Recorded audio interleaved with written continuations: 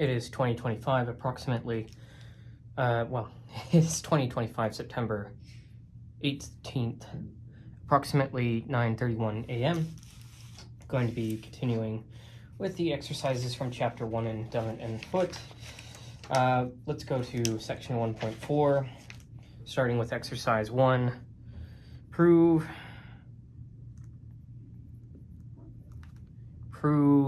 that the order of the general linear group,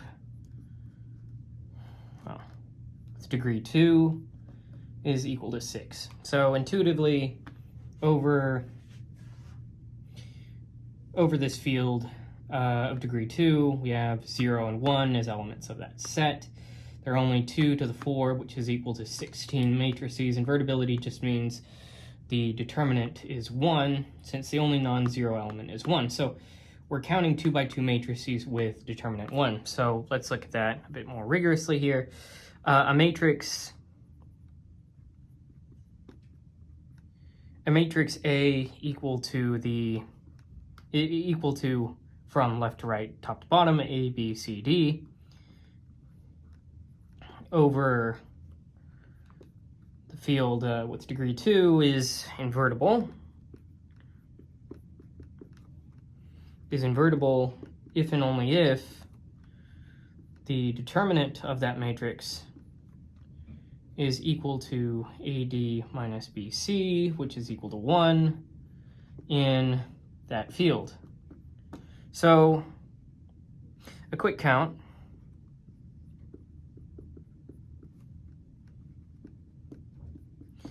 Choose a non-zero first column in 3 ways, and a second column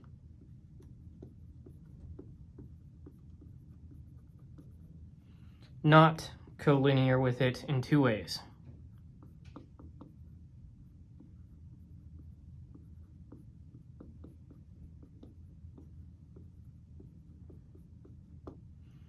Hence, the order of the general linear group with degree 2 over the field with 2 elements is equal to 3 times 2, which is equal to 6, right? Okay, now let's go on to the next exercise.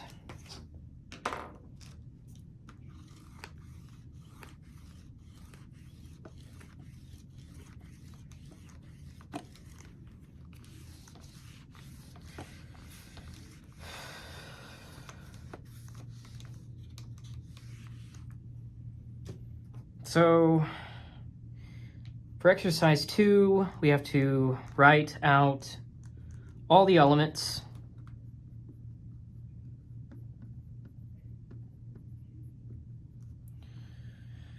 of the general linear group of degree 2 over the field of 2 elements and compute the order of each.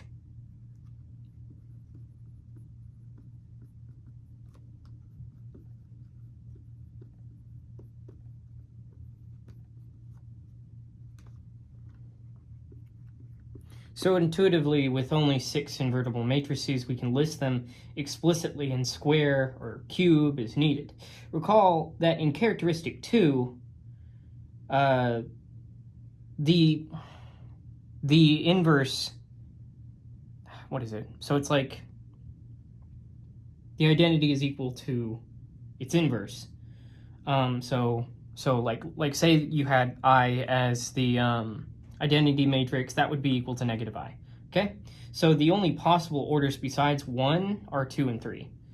Let's look at this a bit more rigorously here.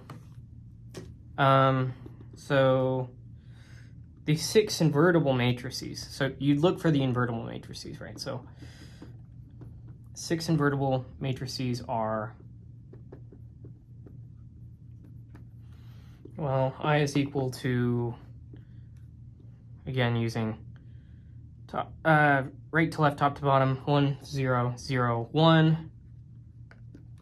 A is equal to 1, 1, 0, 1.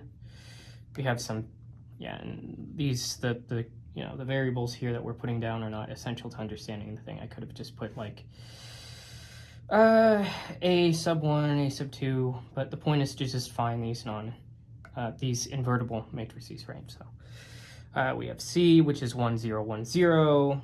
I mean B, which is 1, 0, 1, 0, and we have C, which is 0, 1, 1, 0. And we have D, which is equal to 1, 1, 1, 0. E is equal to 0, 1, 1, 1, right? And so direct computation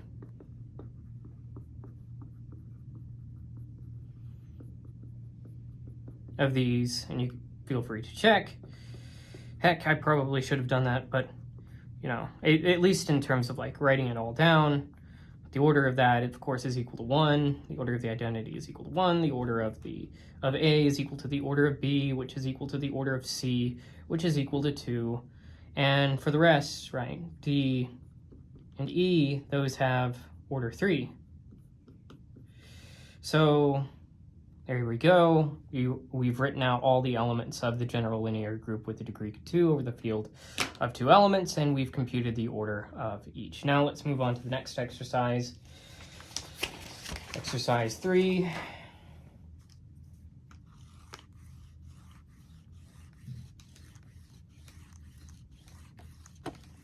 Okay. So for this exercise, we have show that the general linear group with degree 2, I mean, it's the same general linear group, is non-abelian.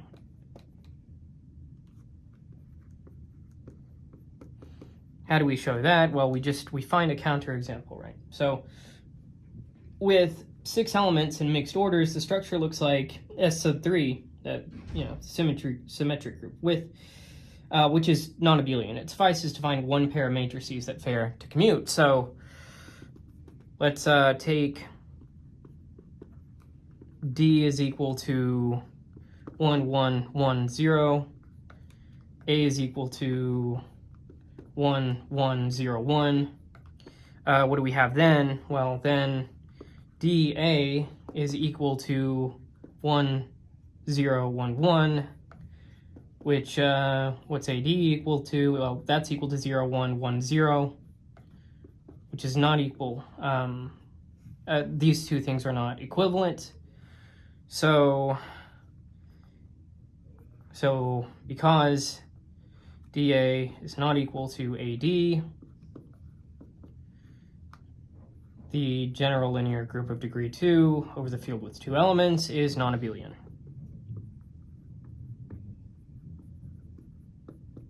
Right? Let's proceed to the next exercise.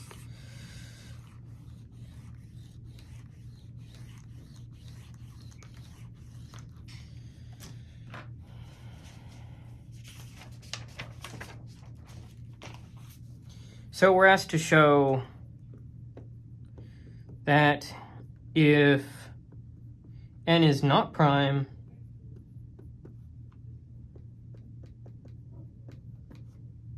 then the integers mod n is not a field. All right? This one's a bit more, so let's think about this. Okay, so composite moduli create 0 divisors. If n is equal to ab with 1 less than ab and b less than n, then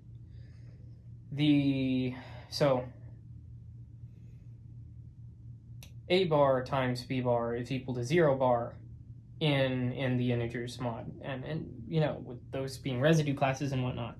While those residue classes a bar and b bar are not equal to 0 bar, a field can't have non-zero 0 divisors. So suppose n is composite. Well, so n is equal to ab with 1 being less than a b being less than n. Then in the integers mod n, what we have is a bar times b bar is equal to a b bar, which is equal to n bar, which is equal to 0 bar.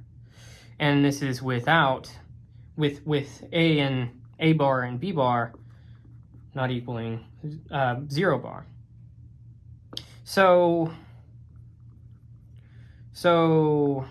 the integers mod n has a non-zero divisor, a non-zero zero divisor,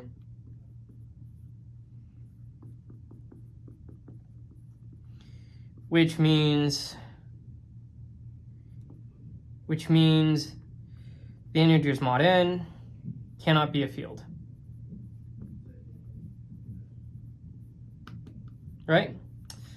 So that's it for exercise 4. Yeah. The next section has like 4 exercises or something like that. I think it's 4. I just can't remember, hence the think. Okay, so show that if n is not prime,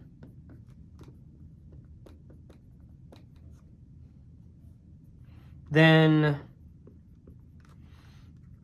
Z mod n is not a field. So intuitively, well, composite moduli create, wait a second, this is, did I copy this twice? Did I copy the exercises twice? No, I'm just not turning the page. Freaking dang it. Okay.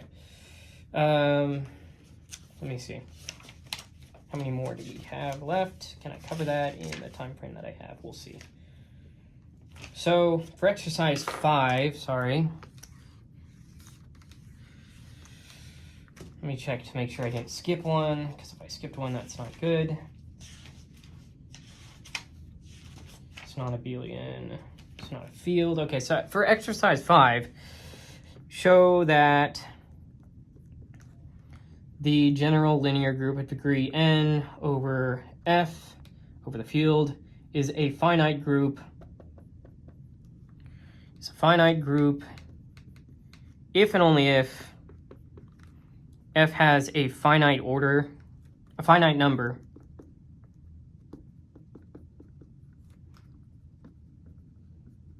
of elements. So intuitively, f is finite, so the field is finite. There are finitely many n by n matrices, hence finitely many invertible ones. If f is infinite, the scalar matrices alpha times I, which is the identity with alpha being in the units of f, so already give infinitely many invertible matrices. So let's say if the order of f is equal to some q which is less than infinity, then the set of n by n matrices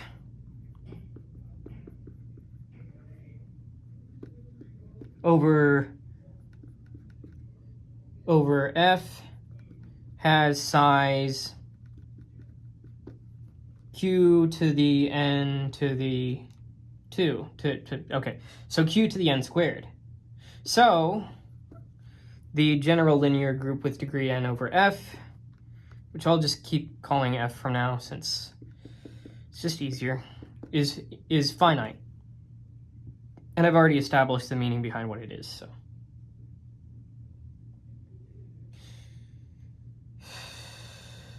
So let's go the other way, right?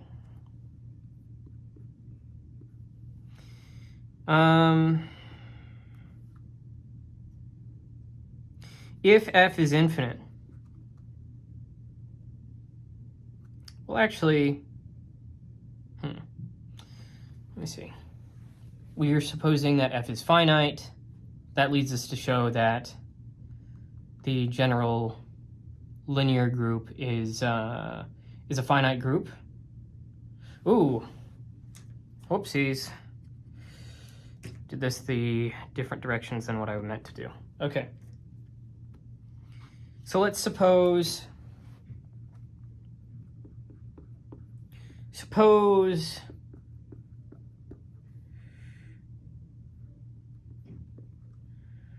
the general linear group with the degree n of f is finite, and the f is infinite. F is infinite. Okay? Suppose that. Well, then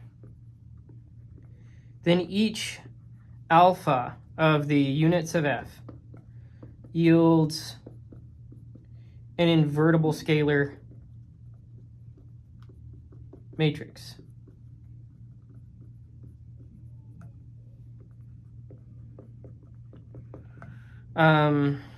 Alpha times the identity matrix sub n within the general linear group with degree n. And alpha approaches alpha, alpha maps to alpha times the identity matrix sub n is injective. That mapping is injective. So for every alpha within f, with alpha being not equal to 0, the matrix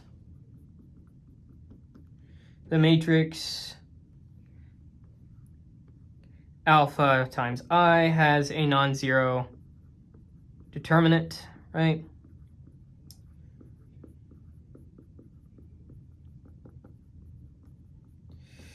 So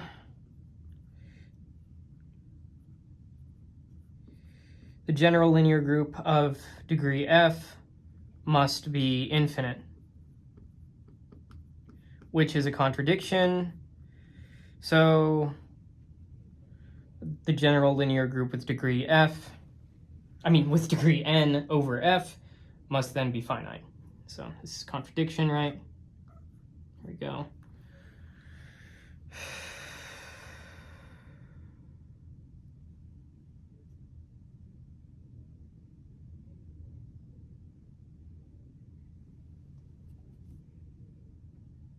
So I mean f must be finite.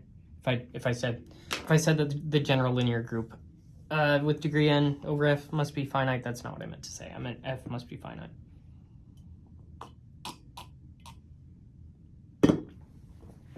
All right, let's proceed to exercise 6.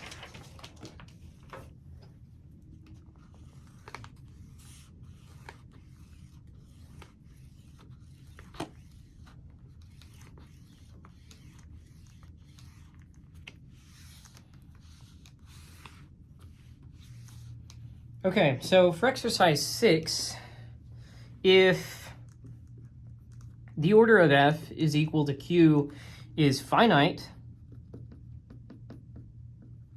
prove that the order of the general linear group with degree n of f is less than q to the n squared.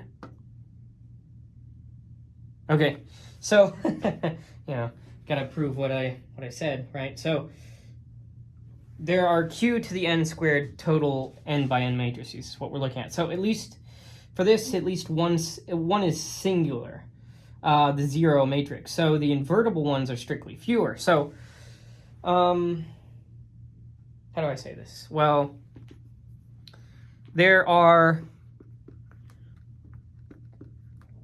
2 to the n squared matrices in m sub n over f, which is this special case here. Now, it's more like this is just used to represent the n by n matrices. That's what that is. Okay. At least since at least one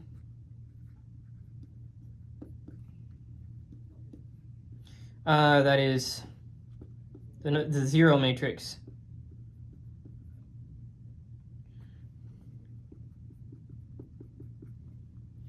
is not invertible.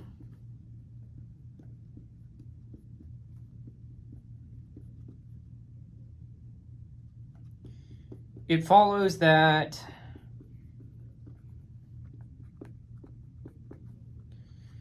the order of the general linear group of degree n over f, the order of that is less than or equal to qn to the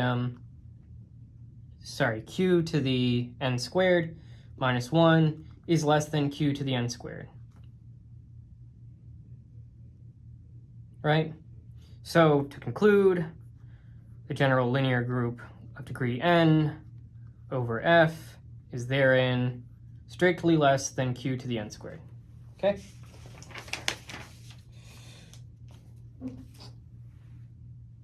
On to the next exercise.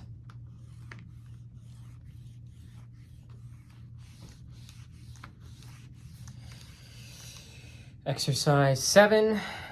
So let P be a prime. We have prove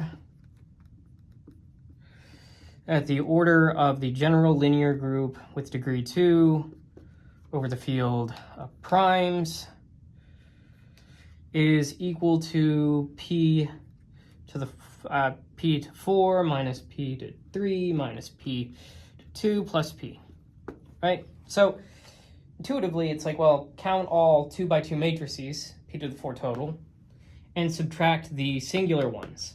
A 2 by 2 matrix is singular if and only if its rows are linearly dependent. So that is one row is a scalar multiple of the other. So let's say, let's look at this a bit more rigorously, right? So there are P to the 4 total 2 by 2 matrices over field of primes.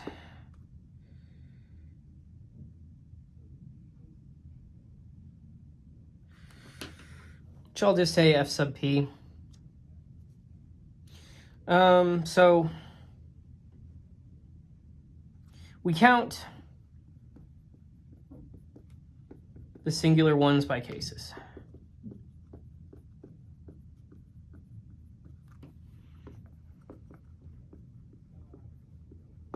So for case 1, the first row is 0. First row 0, then the second row is arbitrary.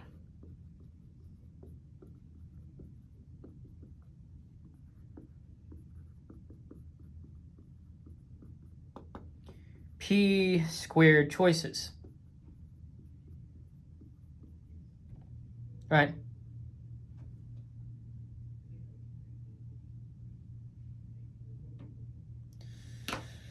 Okay, now let's move on to the next one, the next case. Oh no, okay. So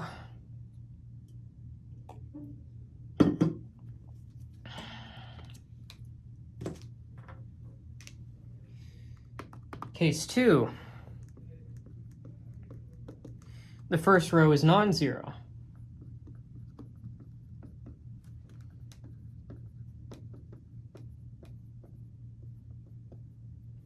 Right? So there are P squared minus 1 choices, okay? P squared minus 1 choices for the first row.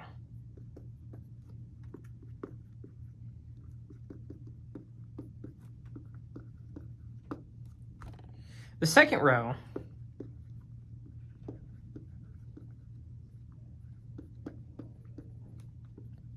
must be a scalar multiple of the first.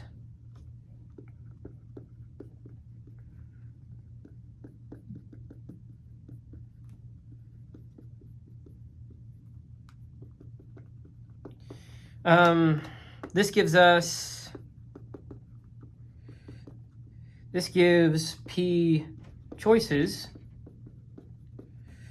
including the 0 row. So, open parentheses, p squared minus 1, close parentheses times p is equal to p cubed minus p matrices here.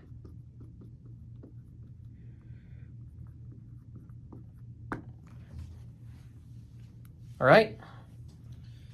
So let's take a look at what that means for the combined cases.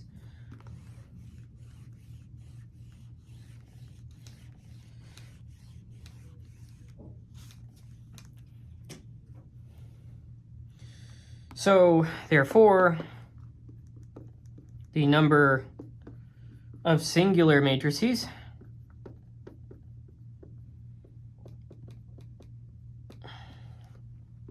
is p squared plus open parentheses p cubed minus p, close parentheses, which is equal to p cubed plus p squared minus p. So